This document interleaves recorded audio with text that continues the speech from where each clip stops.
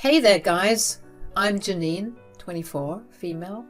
I've got this wild story to share about how my life went from keeping quiet and letting people walk all over me to finding the courage to stand up for myself. Alexa, play Roar by Katy Perry.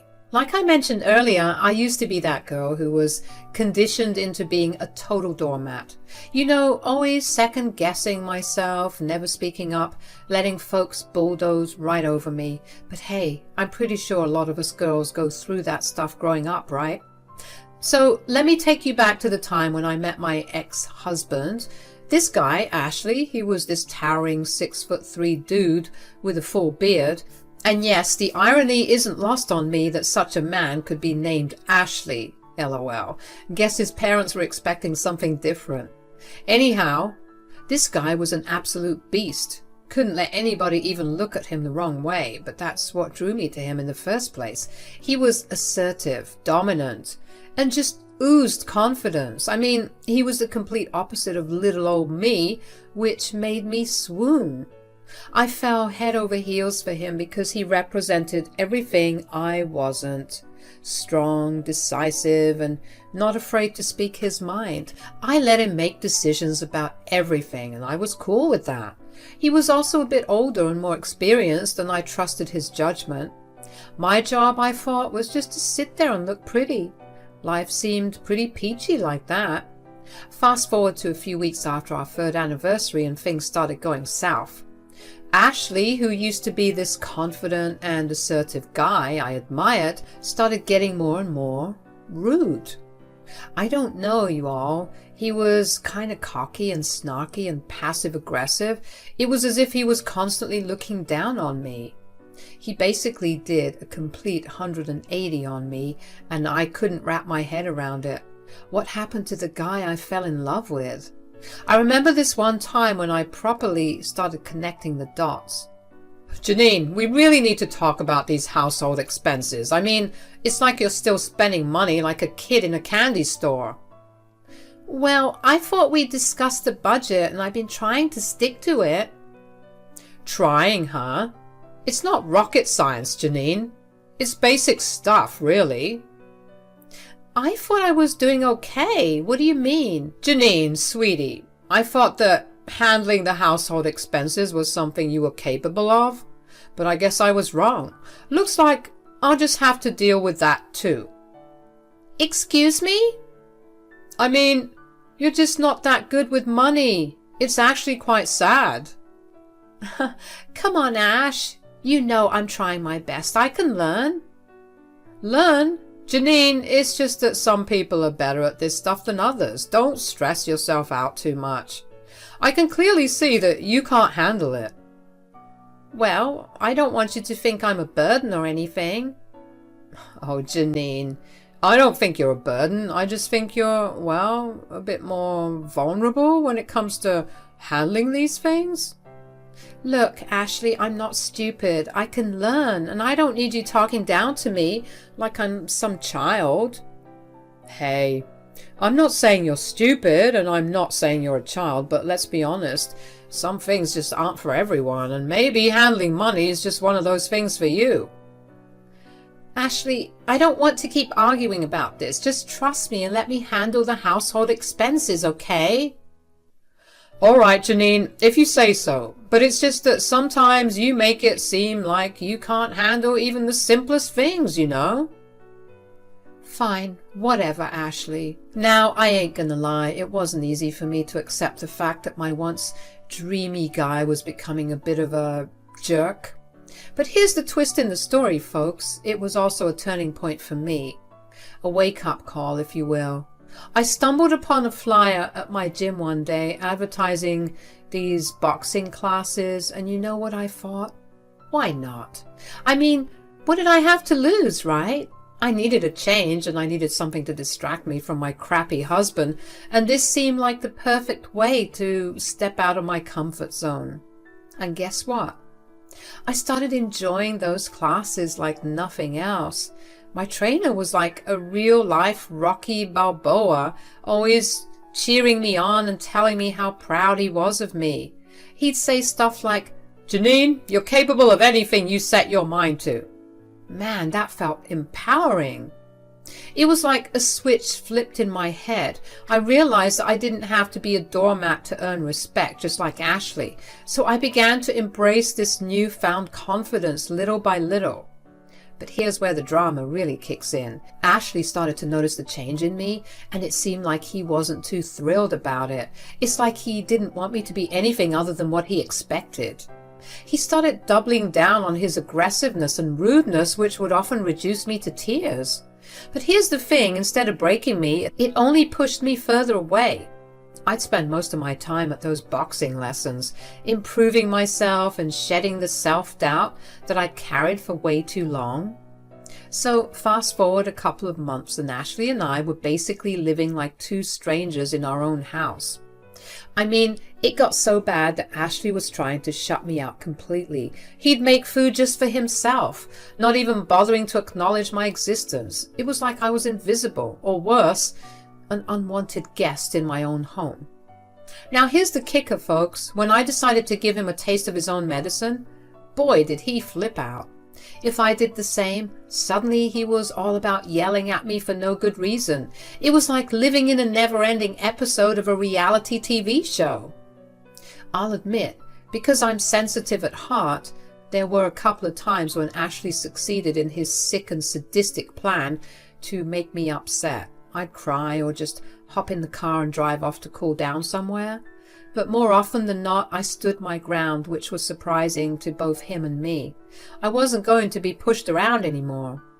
Then, one day, Ashley was at it again, being all shouty and judgy for absolutely no reason. And I don't know if I had just woken up on the wrong side of the bed that day or if my period was about to cut on, but that's when I just snapped. I let out all the feelings I'd been holding inside for so long. And man, it felt good. Janine, what the hell is wrong with you? I can't take this crap anymore. What's wrong? You left a dish and a fork in the sink, and the TV is on when you leave to use the bathroom. You just know how much I hate that crap. Seriously? It's just one dish, and I was coming right back to watch TV. Relax, it's not a big deal. Not a big deal? You're so irresponsible. You can't even clean up after yourself. Don't yell at me. This is the first time I've heard of you having issues with a single dish in the sink and me leaving the TV on. Why are you yelling at me like I'm a kid? Gee, let's see. Maybe it's because you act like a kid. I mean, seriously, who raised you? Watch it. Look at the big scary Janine. You think you're so tough because you take boxing classes? You're pathetic. And you're irresponsible. Oh, really, Ashley? You want to talk about responsibility? Look at you, yelling over a single dish. You're such a whiny little brat. Excuse me? You heard me. You're so freaking exhausting. Every single day with you feels worse than those medieval torture devices. Why do you insist on making my life a living hell every single day? You keep yapping like a mutt or like some stuck-up rich kid. Get a grip, man. Aren't you embarrassed of yourself? You're a freaking loser and a jerk if you think you can keep bullying your wife. And you have the nerve to call me pathetic? Me? Have you seen yourself? And for once, you all, I saw this man looking perplexed. He looked like he was short-circuiting. It was crazy, you all. That's right, Ashley. I said it. You're acting like a jerk, and it's high time someone called you out on it. If you have nothing nice to say to me, then maybe you should just go back to ignoring me. At least there was some peace and quiet in the house then.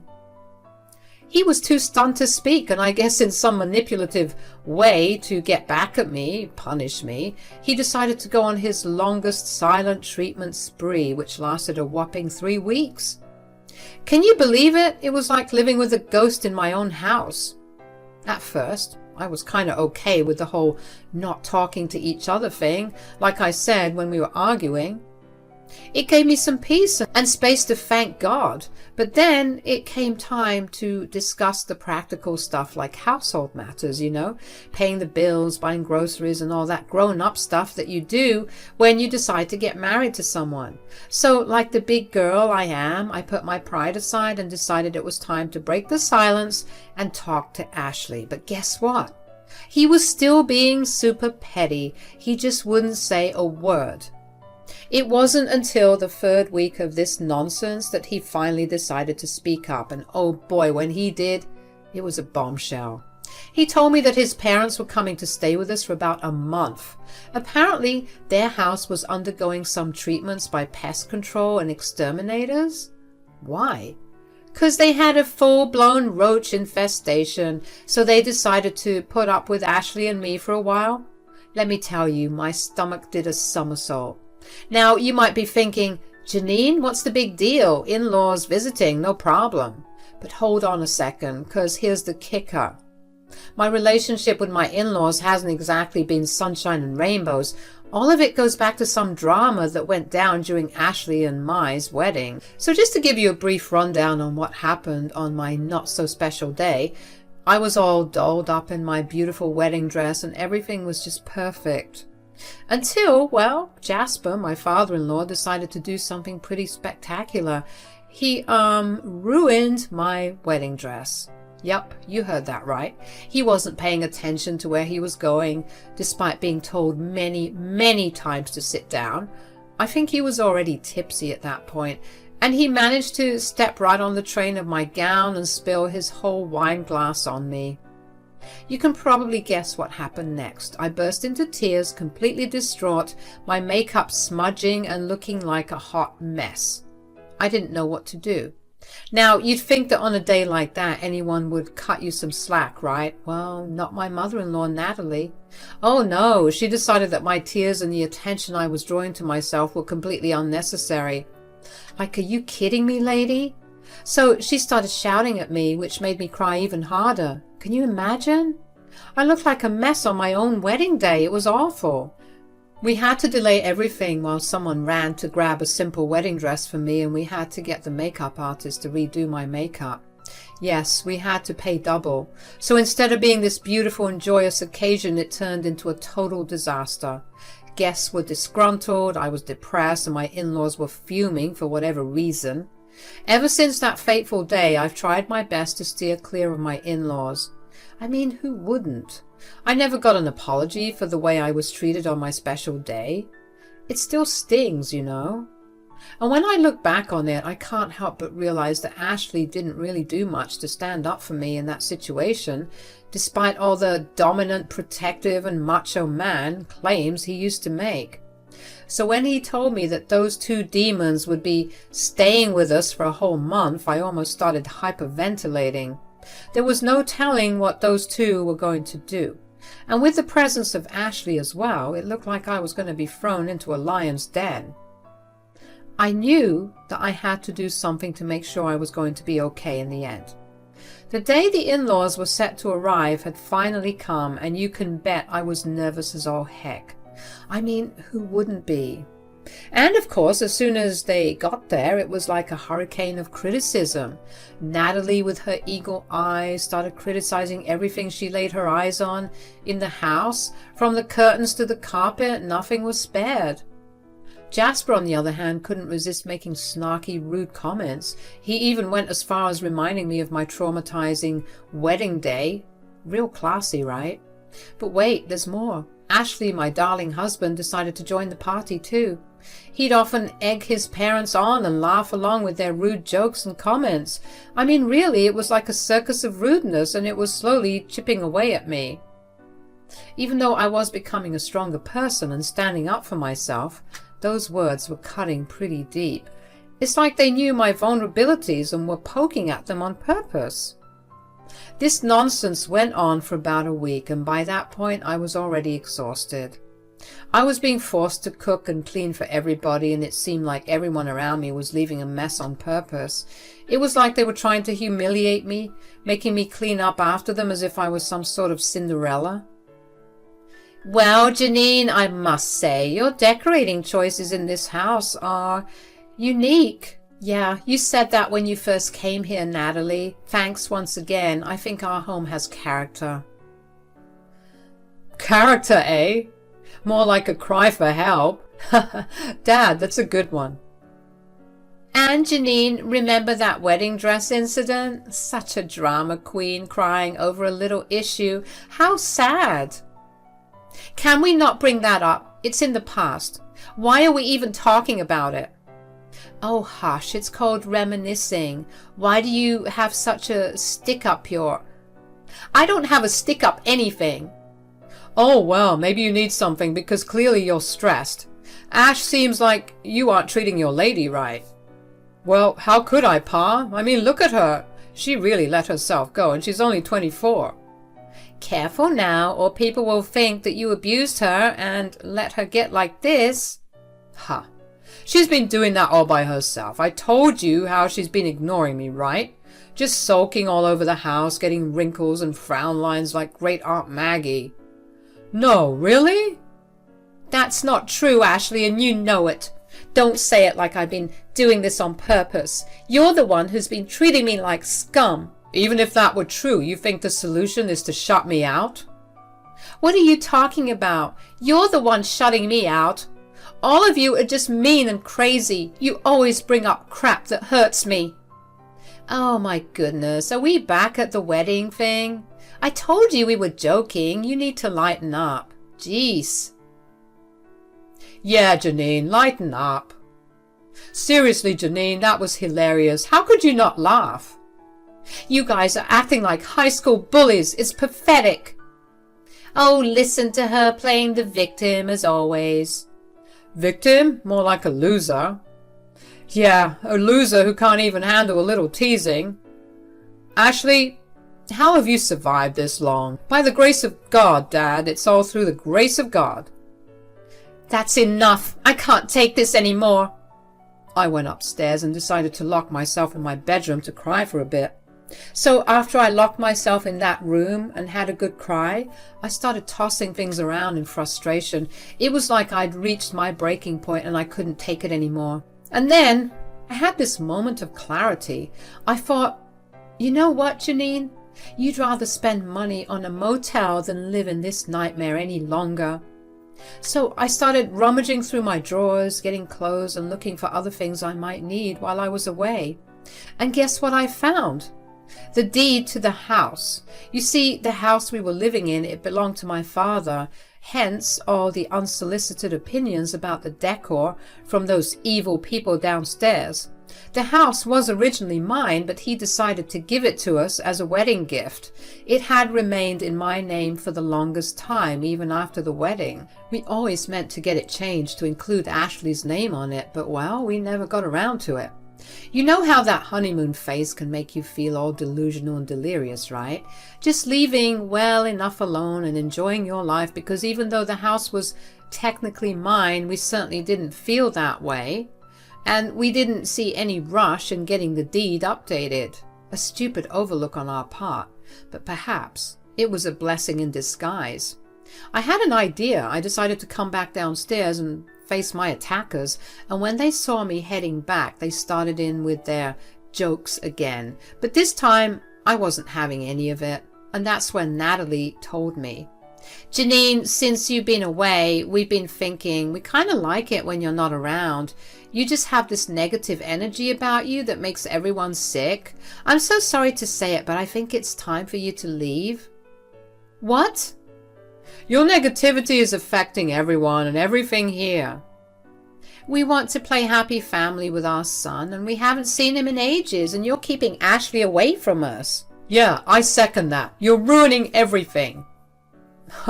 Yeah, it's getting pretty bad. Sorry guys, what can I say? I'm living in hell. Then they all burst into laughter like a gaggle of schoolgirls. Ugh. But little did they know I had a trick up my sleeve.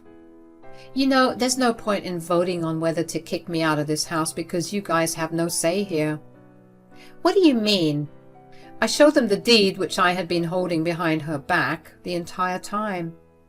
I mean, it's my name on the title deed. This house is mine, so I can do whatever the hell I want.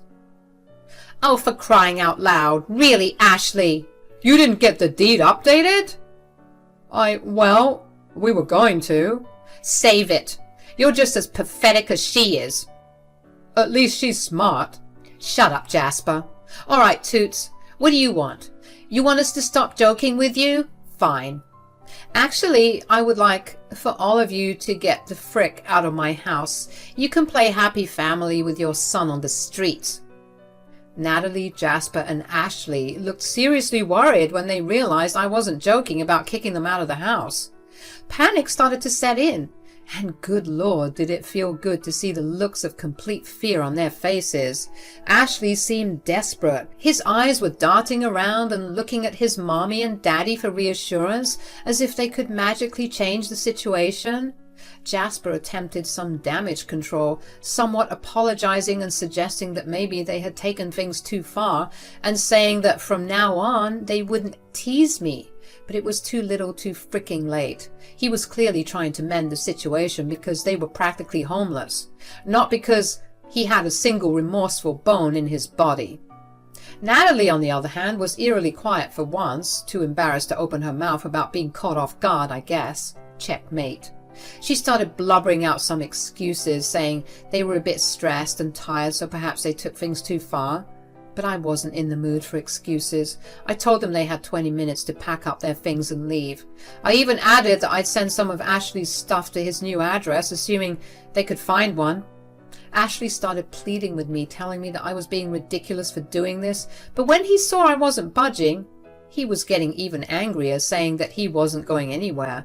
And that's when I threatened to involve the cops, and that's when everyone knew for sure that I was being serious. And then Natalie, could you believe it, started calling me evil and demonic for wanting to kick them with no place to go. Oh, so when she was kicking me out, where did she think I was going to go? The cognitive dissonance on these people is crazy. I shouted back, calling her disgusting and cursing like there was no tomorrow, which made everybody blush. But I didn't care. These people had the gall to disrespect me in my father's house, and I wasn't having any of it.